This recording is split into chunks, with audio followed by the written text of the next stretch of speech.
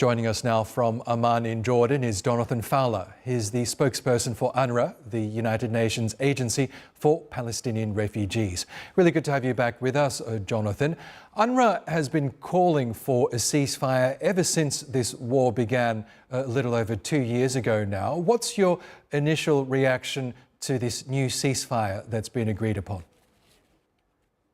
I mean, if we didn't have hope, we wouldn't be able to function. And so this apparent deal, this truce, this move towards a ceasefire, I mean, it's a first step. It's an important first step, but it has to be sustainable. It has to be lasting to basically spare the people of the Gaza Strip from this humanitarian catastrophe and allow them to rebuild their lives, which of course is going to be an incredibly long struggle, but room for hope. But of course, the implementation and the next steps are going to be absolutely critical.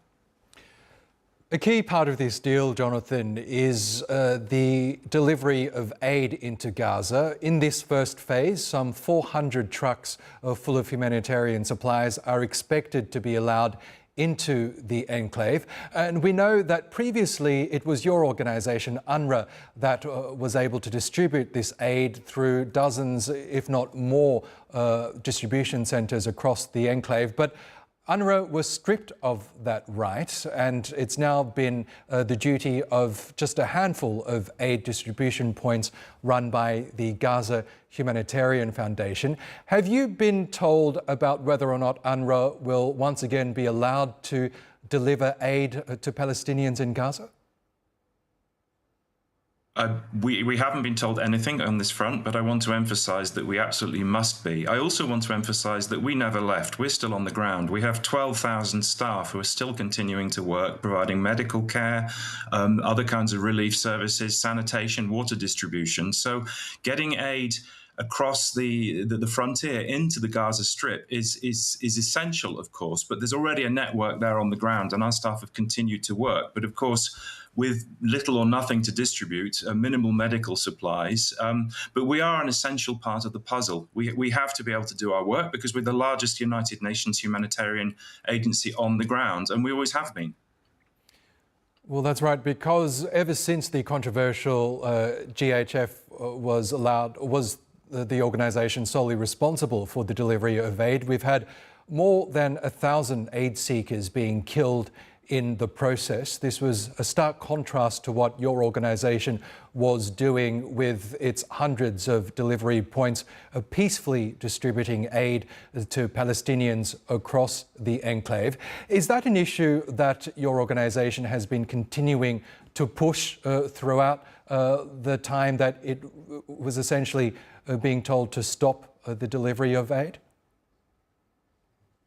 Well, precisely. I mean, the rest of the United Nations system, and indeed the entire humanitarian community around the globe has continued to push to be able to do our job on the ground in the Gaza Strip. As you rightly state, the point about the way our aid operations were able to function is we go to where the people in need actually are. We don't require them to go to a handful of locations where they have to walk, many dozens of kilometres if they're able to walk, and at the very real risk of losing their lives, because we've seen these tragedies over and over. I mean, that's not the kind of model that is a humanitarian model. During the ceasefire from January to March this year, the United Nations system was able to massively scale up aid, do its work on the ground, and that's what we have to be able to do again. There's no question about that.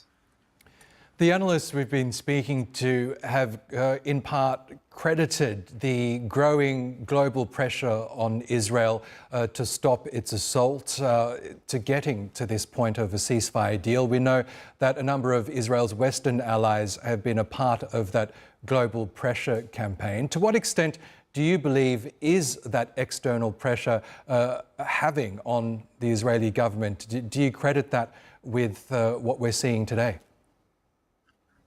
I mean, clearly, I'm not in the heads of the policymakers within the government of Israel, but I mean, we have seen movement when pressure has risen, including from allies of the state of Israel. I think also statistics have focused the mind. I mean, for example, we released a study today tracking rises in child malnutrition, completely in line with when aid was either heavily restricted or completely blocked, showing that, in fact, child malnutrition, more than around 55,000 children who are at a massively increased risk of death because of malnutrition, precisely because not enough aid was flowing in or no aid was coming in at all. So those kind of stark statistics, I think, have focused minds around the world, and indeed potentially focused minds within the authorities. Okay, Jonathan Fowler, we will have to leave it there. Thank you again for joining us on the program. Thank you.